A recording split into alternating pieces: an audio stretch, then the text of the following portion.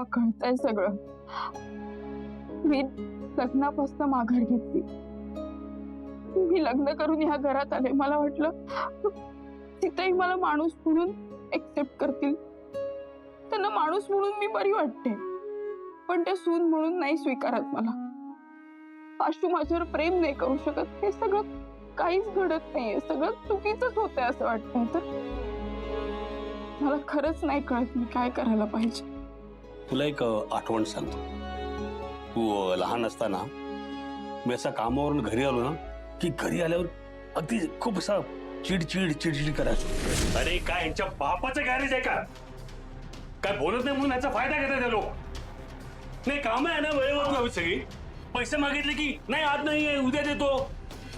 काय झालं? कशाला एवढी चिडचिड करताय? शांत व्हा जरा. अरे कसं शांत राहू मी? पप्पा शांत व्हा ना. तुम्ही जरा डोकं थंड ठेवा. जा तुम्ही हात पाय धुवून घ्या. जा शिवानी, बाळा हे सगळं आवरून घे.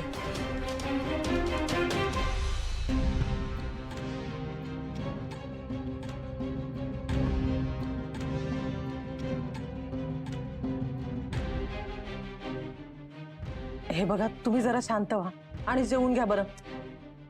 मला नको जेवायला. हो, असं जेवणावर राग काढू नये. हो, जेवून घ्या.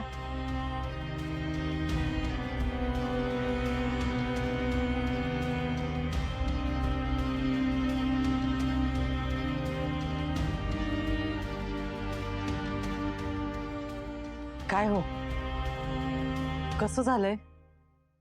ज्या हाताला जी चव आहे ना ती जगात कुठेच नाहीये.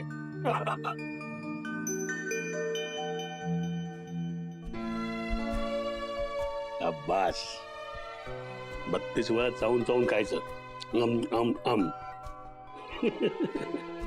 या उपवास. अरे बापरे.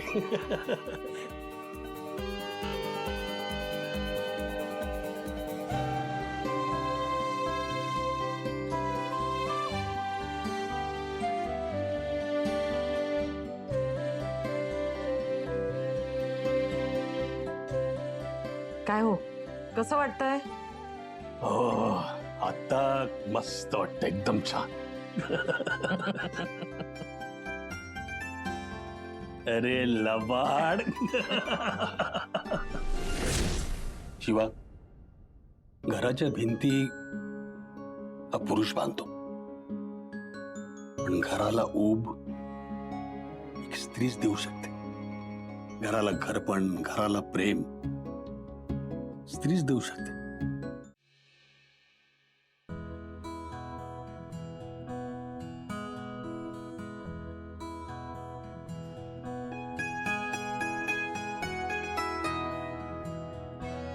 आशू, ए आशू,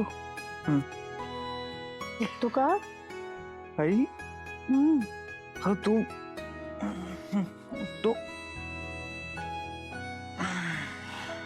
रोज सकाळी शिवा उठा.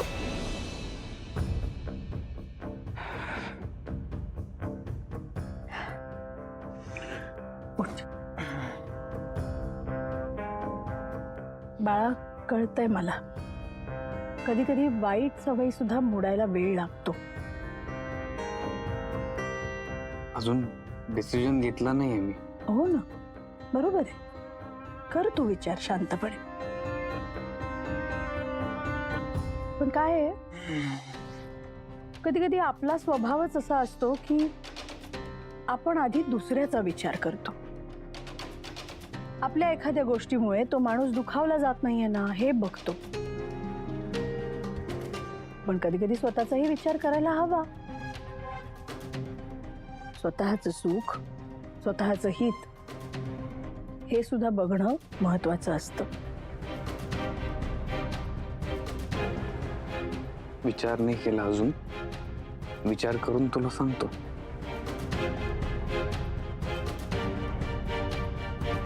चला आवरून घ्या आता. ऑफिसला जायचंय ना. जायचंय. ये आवरून, आलोच. ब्रेकफास्ट करते.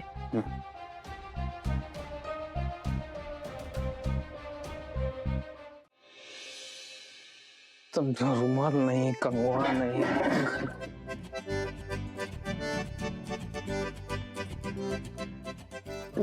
सगळं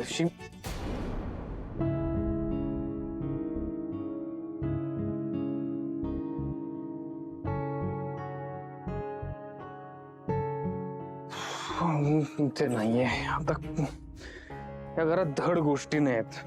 रुमाल सापडत नाहीये, पाकिट सापडत नाहीये, कंगवा नाहीये. कुठे ठेवलं? काल इथे ठेवलं होतं मी.